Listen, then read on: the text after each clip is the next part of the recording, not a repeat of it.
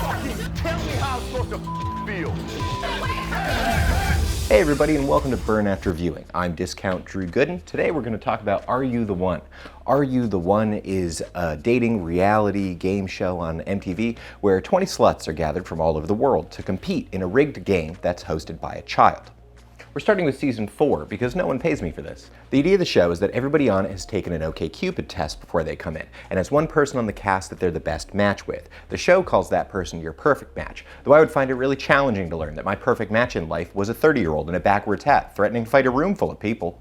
At the end of each episode, there's a ceremony where for each person sitting next to their perfect match, a light goes off, and if all 10 lights go off, everybody wins and splits $1 million. So what the show theoretically is finding your soulmate in a house full of strangers. What the show actually is a series of parties that looks like you'd get HPV just for walking into them, all attended by people who are bigger disappointments to their parents than I am. And I once drove my dad's Ferrari through a glass window. No, that was Ferris Bueller. Let's meet the cast. First up, Julia. Julia is 4'5", 52 pounds, and half of it's boobs. She also maybe #1 poops his pants.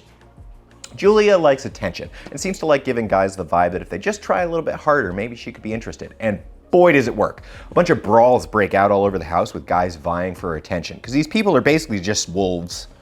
One of the men fighting over is John, a snackless child in a grown man's body. John only has 3 moods: tantrum, horny, and near tantrum. But girls are still really into him because he's 6'3" and huge, and while every hack comic pretends it's impossible to know what women want in a man, it's not. It's basically just tall.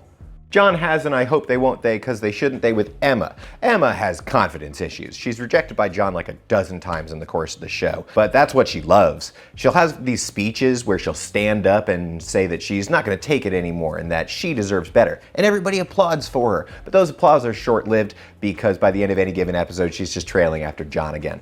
Emma's that friend we all have that wants to talk guy problems over drinks, but you can't really help her because while the guy might be a problem, he's not the problem. Tori is an absolute sex machine who can get it. And by it, I mean pretty much whatever she wants. Tori tears through that house, hooking up with half the guys and being chased around by the rest. Tori wants to be a rapper in real life because no one has ever told her no and won't until she's 30. Tori's surprisingly smart and maths out everybody's best match moves with Fruit Loops at one point, which is when you realize that these people aren't allowed to have writing implements. They are imprisoned in a sexy dystopia. By the way, while looking up an image to go along with sexy dystopia, I found out that there's no porn parody of the Orwellian masterpiece 1984. Not even a Rule 34 style image of it out there. And I just think that's amazing. Like, we humans just somehow agree to not disrespect this one thing. And I think we should all be really proud. Great job, team. Whoops. Morgan comes into the show clearly intending to be a TV bad guy. He delivers all his confessionals like he's a rich guy wrestling heel cutting a promo. I'm pretty awesome. Fine, awesome. Depends on your connotation and denotation of awesome. I'm not sure if you know what that means, but I do. Miss, I look forward to your amazing work. Miss, you are a gift from God, Miss. But then he realizes that everyone on the cast is way more messed up than he could possibly hope to be, and the closest thing he has to a personality after that is man sitting in chair. Morgan and Tori have kind of a thing because they're both kind of smart, and when Morgan starts telling people to start using the strategies Tori has come up with, they actually start implementing them, which is sexist, but I do kind of get it. Tori looks like Karen Smith from Mean Girls, and Morgan looks like a Nazi propaganda picture of a tank commander. Asaph is a silly foreigner caricature. He's like Fez or Borat if they were a ripped Israeli buffoon. Shut up, fat ass. I originally wrote down his name as Aslaf, like he was a sexy wizard who joined the party. Aslaf is a giant goober who's willing to embarrass himself for other people's entertainment, something I know nothing about. He actually does quite well in the house by playing several women's attention off each other, because women are more turned on by other women's attention than by men. Francesca and Asaph have a bit of a thing, but then Francesca is shocked when Asaph won't respect the boundaries that she wants him to. But he's Israeli, Francesca. Not respecting boundaries is like their soccer.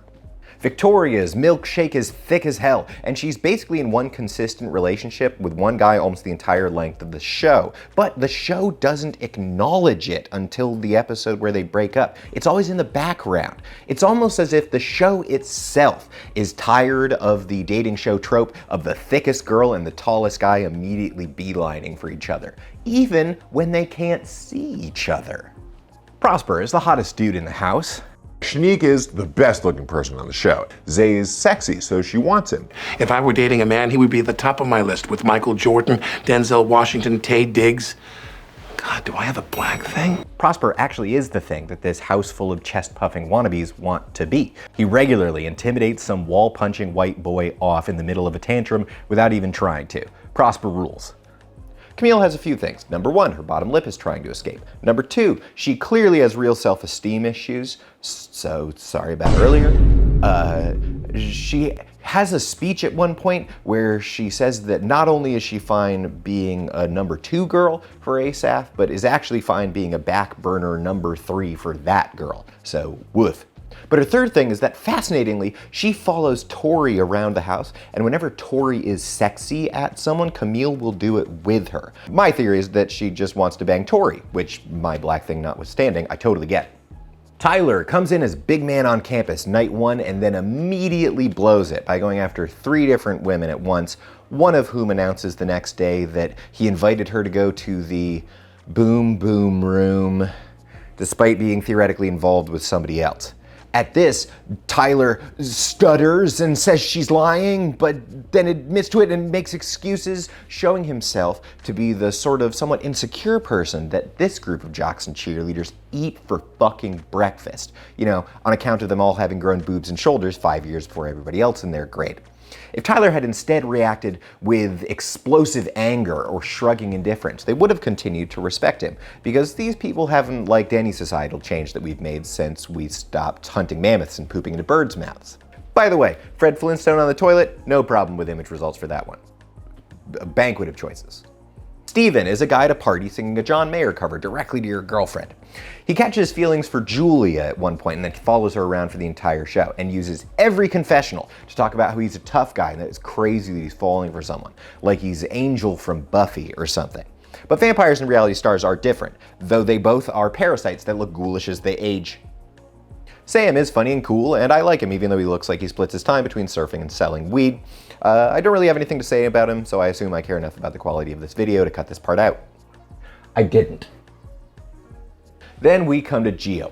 Buckle up. My name's Giovanni. I used to live in a car. I come from nothing. I don't know about money. I don't know about lavishness. And I'm Hothport. I know about money. I know about lavishness. Look, it's awkward. People come from different places. Like, I'm from Bridgeport, Connecticut, the second wealthiest city in the whole United States, the wealthiest country on earth. And you're from? Gio is a particular brand of Northeastern American con man, sort of guys who will promise the world to everybody for as long as you'll know them and deliver on nothing. The sort of people who confuse self-made problems, like getting DUIs or being cut out of people's lives for being terrible, as the same as having grown up through hard times. The moment Gio meets everyone, he announces that he's a top dog and a tough guy who never backs down from a fight. And then we see him the rest of the show being easily intimidated by any man who's willing to stand up to him. I know that's my I am the smartest mother in this house. Nobody in this house is smarter than me. I'm the alpha in this house. That's it. Respect the true alpha. Gio needs his ass whooped. The only things that he seems to be willing to get physical with are objects like walls or vases, or women who he's overly handsy with and seems willing to fight. Gio is a lying, cowardly narcissist whose insecurities are too flagrant for anyone to miss. The sort of person who would want to manipulate people but is too stupid to do it successfully. Truly, he is awful. He is also without doubt the best reason to watch this show. Gio is constantly pulling an ass-laugh and embarrassing himself for other people's entertainment. Not because he wants to entertain, but because he's a living embarrassment. Caitlin somehow falls for Gio's bullshit, like when he tells her he's gonna marry her within like an hour of knowing her. And then after they bang once and he completely forgets about her, she says that she's shocked and that Gio tricked her. Although if Gio can trick you, you shouldn't legally be allowed to drive. Kaylin then fawns after Gio the whole show, where he uses her as a go-between and like a groomer for other women that he's interested in. And Julia, side by side. I just want to say what I want to say, and I'll be fine. Make it happen, okay? In Kaylin's defense, they are kind of made for each other. They're both people that loudly announce that they're alphas the moment they meet them, and then break down immediately on any pushback. They're both people that spend the entire show in constant argument with everyone else, and they're both people that would do everyone else a huge favor by taking each other off the market. Then there's a bunch of people too boring to even talk about in passing. The final cast member of the show is shoddy editing, with the show constantly cutting to people that are being talked about to pretend that they're overhearing the conversation, or, you know, trying to make one of Gio's tantrums look like multiples over several days. Those kind of clumsy editing and continuity mistakes can really take away from the quality of a program. The show goes on, people hook up, and some stuff happens, but honestly not much.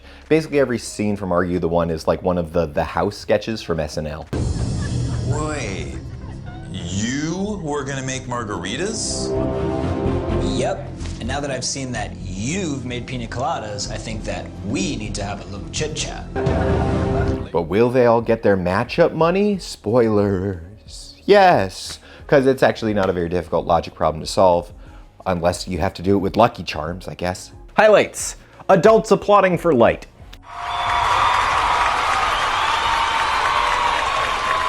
John alternately fighting, then apologizing for fighting, back and forth forever.